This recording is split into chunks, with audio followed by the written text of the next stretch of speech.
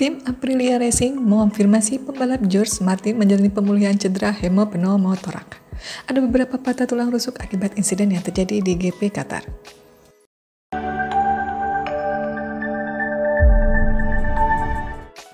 George Martin masih berada di unit perawatan intensif Rumah Sakit Hamad. Proses pemulihan akibat cedera yang dialaminya menunjukkan perkembangan yang baik. Prosedur pemasangan selang di dada untuk hemopneumotoraks berjalan lancar. Rasa sakitnya juga bisa dikendalikan meskipun ia mengalami patah tulang rusuk. Lalu apa itu hemopneumotoraks? Hemopneumotoraks adalah kombinasi dari dua kondisi medis yaitu pneumotoraks dan hemotoraks. Pneumotoraks yang juga dikenal sebagai paru-paru yang kolaps terjadi ketika ada udara di luar paru-paru, di ruang antara paru-paru dan rongga dada. Hemotoraks terjadi ketika ada darah di ruang yang sama. Hanya sekitar 5% pasien dengan pneumotoraks yang mengalami hemotoraks secara bersamaan. Hemopneumotoraks paling sering terjadi sebagai akibat luka pada dada seperti dari tembakan, penusukan, atau patah tulang rusuk. Ini disebut traumatis hemopneumotoraks. Dalam kasus yang sangat jarang, kondisi ini juga dapat disebabkan oleh kondisi medis lainnya, seperti kanker paru-paru, gangguan pendarahan, atau rheumatoid arthritis. Hemopneumotoraks juga dapat terjadi secara spontan tanpa sebab yang jelas. Untuk mengobati hemopneumotoraks, darah dan udara harus dikeringkan dari dada menggunakan tabung. Pembedahan juga diperlukan untuk memperbaiki luka atau cedera. Hemopneumotoraks paling sering disebabkan oleh trauma, cedera tumpul, atau penetrasi ke dada. Ketika dinding dada terluka, darah, udara, atau keduanya dapat memasuki ruang tipis berisi cairan yang mengelilingi paru-paru yang disebut ruang pleural. Akibatnya fungsi paru-paru terganggu.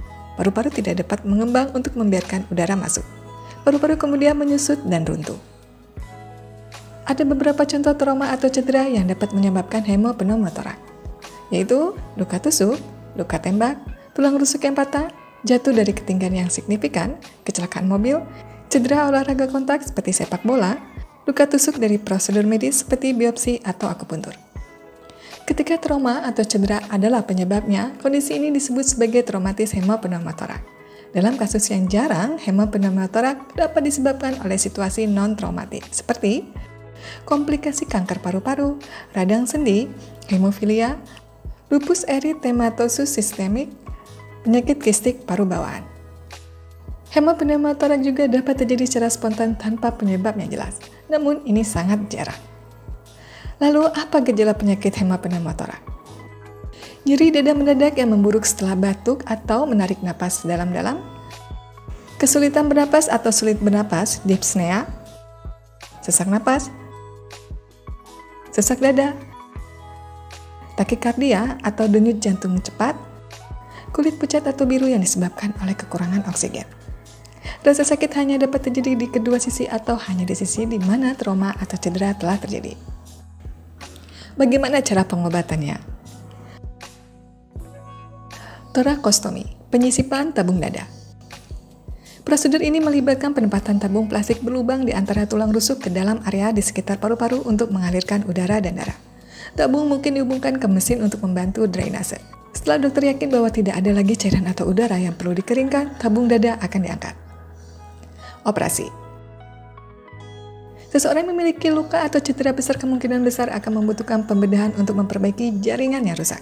Mereka mungkin juga membutuhkan 1 atau lebih transfusi darah jika kehilangan banyak darah. Obat-obatan. Sebelum prosedur torakostomi, tergantung pada penyebab kondisi. Dokter mungkin memberikan antibiotik profilaksis untuk membantu mencegah infeksi bakteri.